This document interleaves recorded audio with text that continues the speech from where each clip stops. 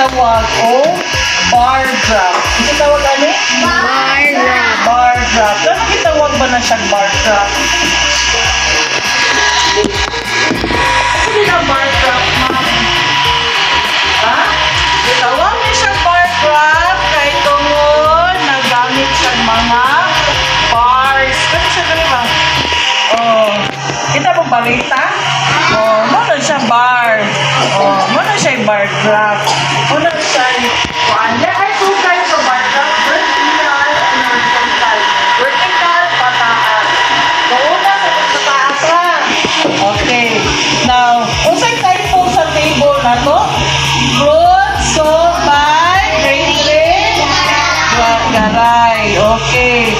So, this one, mauna siya number of fruits being sold. So, pila ka mo prutas ang nahalin o nabaligya. So, una, mauna siya si apple. Oh, pila ka ang nabaligya ni apple? Ang kabalumang kumain. Nakita na din no, sa graph no, sa kutob siya sa 9.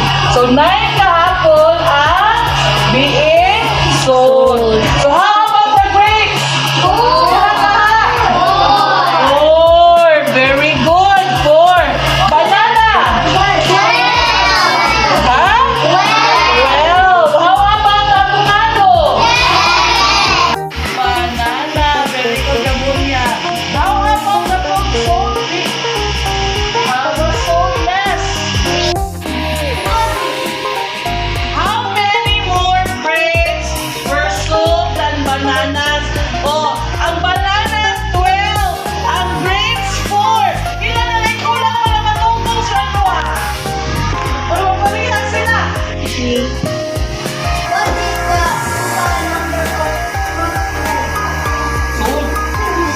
Oh, kailangan na buong prutas ang ating tanan.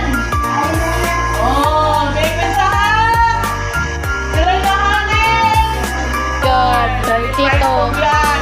30. Kung ano 32 man. 9. Punan o 4. Pila? Pila? Oh? Ang 9 punan o 4? Pila? 13. Punan o 12? Pila? 25. Punan o 7? 13. Oh, very good. 32. Okay, number 5. Balik kami ng tayo. Temuano. Sana. Masa galing sana.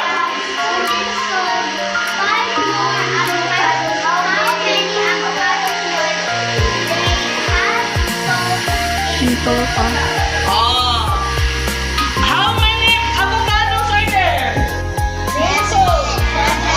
7. Oh, if 5 more kuno, kapunan pa kuno 5. Pila ka avocado ka ang nabaligya? Oh, 10. Gabunya. 12. Very good. 12. Saman. 12 pala ka? 12. Avocados, very good. Now, Carol,